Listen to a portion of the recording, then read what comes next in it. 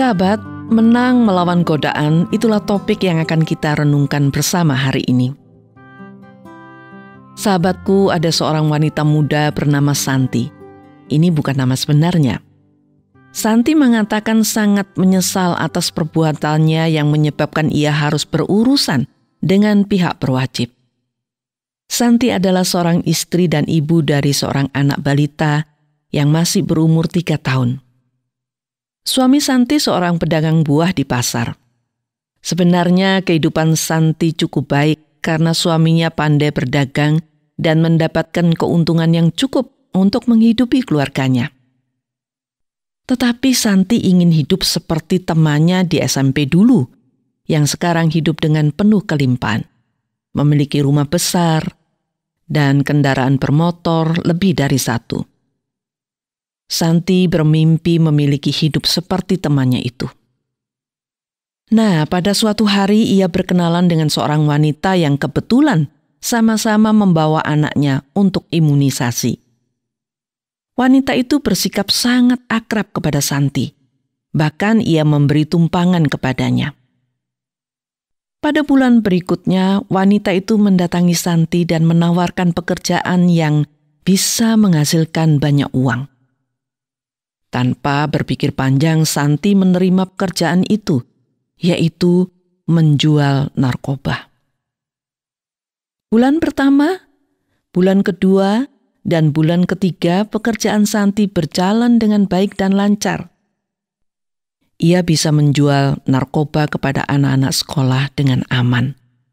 Tetapi pada bulan keempat, saat ia sedang menjual narkoba, ia ditangkap polisi. Walaupun Santi menyesal, tetapi perbuatannya telah menghancurkan dirinya sendiri dan juga keluarganya. Sahabatku, godaan atau cobaan selalu ada di sepanjang hidup kita. Kapan dan di mana saja kita bisa tergoda untuk melakukan hal-hal yang melanggar hukum dan juga melanggar hukum Tuhan sendiri. Iblis mengintai kita sepanjang waktu dan memberikan iming-iming yang menyenangkan dan membuat mata hati kita buta sehingga kita tidak bisa melawan godaannya. Ada jutaan wanita di dunia ini yang akhirnya harus menyesali perbuatannya oleh karena tidak sanggup menghalau atau melawan godaan yang sedang mengintainya. Anda dan saya tentu sering digoda iblis, bukan? Dan kita sering kalah juga. Sahabat yang dikasihi Tuhan, apakah kita ingat ketika iblis menggoda Hawa?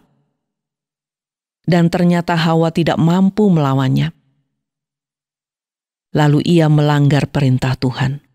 Akibatnya, Hawa serta Adam suaminya harus diusir dari Taman Eden. Ya, tentu kita semua ingat. Dan kisah Hawa ini selalu mengingatkan kita betapa lemahnya iman kita. Kisah Hawa ini selalu mengingatkan kita betapa mudahnya kita taat kepada godaan iblis. Kisah Hawa juga mengingatkan kita betapa mudahnya kita tergiur dengan iming-iming yang menggiurkan.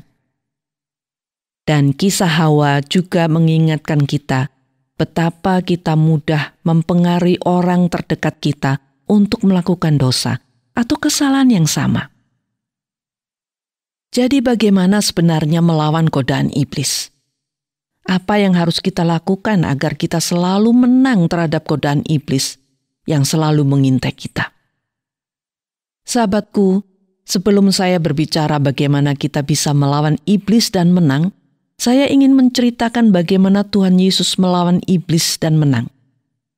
Kisah Tuhan Yesus menang dari godaan iblis ini bisa kita baca dalam Injil Matius pasal 4 ayat 1-11. Kisah ini juga tentunya sering kita dengar, bukan?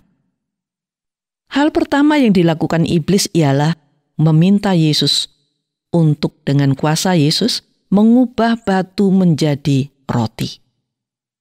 Iblis ingin melihat apakah Yesus taat kepadanya. Dan tentu saja Yesus menolaknya. Yesus tidak sudi mengikuti kemauan iblis. Kemudian iblis meminta Yesus menjatuhkan dirinya dari tempat yang tinggi, yaitu dari bubungan bait Allah, dan menjamin bahwa kuasa Allah memerintahkan malaikat untuk menyelamatkan Yesus.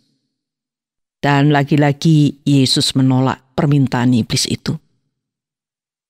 Dan terakhir, dalam Matius 4 ayat 8-11 dikatakan, dan iblis membawa Yesus ke atas gunung yang sangat tinggi dan memperlihatkan kepadanya semua kerajaan dunia dengan kemegahannya dan berkata kepadanya, semua itu akan kuberikan kepadamu jika engkau sujud menyembah aku. Maka berkatalah Yesus kepada iblis, enyahlah iblis, sebab ada tertulis, engkau harus menyembah Tuhan Allahmu dan hanya kepada Dia sajalah engkau berbakti.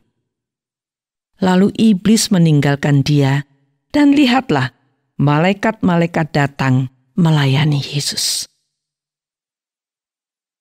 Sahabat, iblis ingin mencoba Yesus. Iblis ingin Yesus taat kepadanya. Tetapi Yesus tidak sudi mengikuti kemauan iblis. Tak satu pun permintaan iblis yang diikuti oleh Yesus. Yesus berpegang teguh pada firman Tuhan. Walaupun iblis memberi iming-iming yang luar biasa, Yesus tetap tidak mau mengikuti kehendak iblis.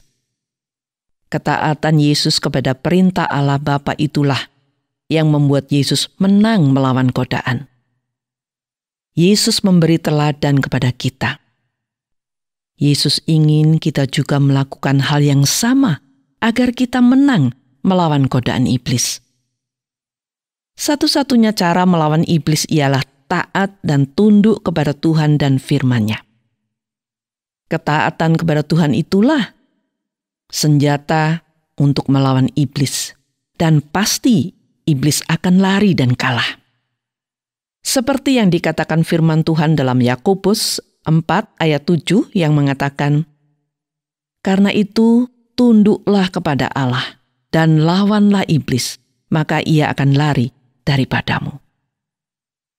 Sahabat yang dikasihi Tuhan, marilah kita bertanya kepada diri kita masing-masing.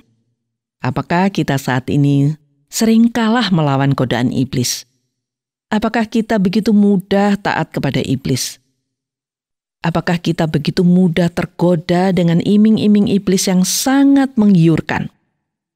Bila kita tidak seperti itu, kita patut mengucap syukur. Itu berarti kita taat kepada Tuhan, bukan taat kepada iblis. Tetapi bila saat ini kita sungguh sadar bahwa kita seringkali kalah melawan godaan iblis, kita sering melakukan apa yang diinginkan atau dikehendaki iblis, maka inilah saatnya kita kembali kepada Tuhan. Inilah saatnya kita mendekat kepada Tuhan agar kita tahu kehendak Tuhan dan kita ditolong untuk mentaati kehendak-Nya. Ketaatan kepada Tuhan akan membuat iblis lari dan meninggalkan kita. Saya akan membacakan perkataan Yesus ketika ia melawan iblis. Tuhan Yesus mengatakan dengan tegas, enyahlah iblis, sebab ada tertulis, engkau harus menyembah Tuhan, Allahmu, dan hanya kepada Dia sajalah engkau berbakti. Sahabatku, pastikan kita hanya menyembah dan berbakti kepada Tuhan saja. Pastikan kita hanya tunduk dan taat kepada Tuhan saja, agar bila iblis mengintai dan menggoda, kita bisa melawannya. Kita tidak akan sanggup melawan iblis bila kita tidak menyembah dan tidak taat kepada Tuhan. Tuhan memberkati kita. Amin.